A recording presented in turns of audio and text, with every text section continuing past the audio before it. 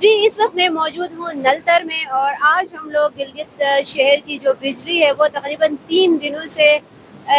نہیں ہونے کی وجہ سے نلتر وزٹ کرنے کے لیے آئے تھے، اور ہم نے یہاں پہ Naltar 18 mega what power house کی جو مین ٹینکیاں ہے ان کا وزٹ ہم نے کیا ہے، اور یہاں کی صورتحال کے حوالے سے میں آپ کو بتاتی چلوں کہ اس وقت نلتر جو 18 میگا واٹ پاور ہاؤس ہے اس کی ٹینکیوں میں جو ہے سیلاب کا پانی جو ہے وہ بھر گیا ہے، اور یہاں پہ ٹربائن جو ہے انہوں نے ٹینکیاں جو ہے گندے اور گدلے پانی کی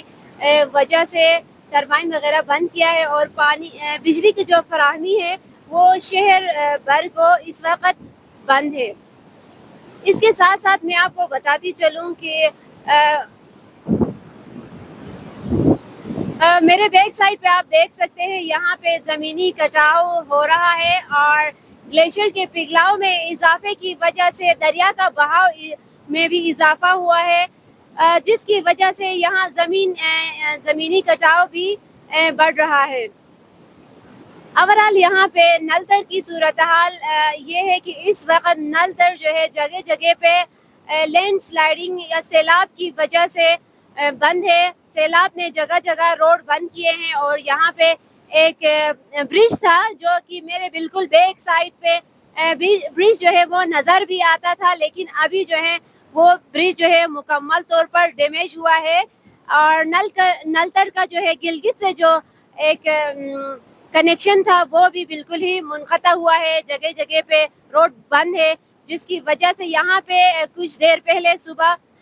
ٹورسٹ جو ہے یہاں پہ ان کے ساتھ ایک حادثہ پیش آیا، جس میں ایک ٹورسٹ کا جو ہے پاؤں پھسل کے وہ گر گیا تھا، تو اس کو ریسکیو کرنے کے لیے بھی کوئی انتظامیہ نہیں آئی، اور نہ ہی یہاں پہ ٹینکیوں کی صفائی کے لیے انتظامیہ یا پھر یہاں کے متعلقہ محکمے کے اہلکار کام کر رہے ہیں، اور نہ ہی روڈ کی بحالی کے لیے روڈ کی جو سچویشن میں نے آپ کو بتائی کہ سیلاب کی وجہ سے جگہ جگہ پہ روڈ پہ پتھر اور ملبہ گر چکا ہے، جس کی صفائی کے لیے بھی کوئی ایکسکیویٹر یا پھر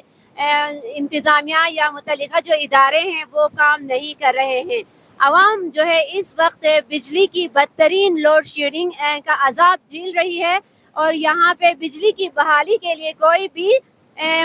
کام نہیں ہو رہا، تو اگلے 1 سے 2 ہفتے تک بھی بجلی فراہم کرنے کے لیے ہمیں کہیں سے بھی آثار نظر نہیں آ رہے۔ جی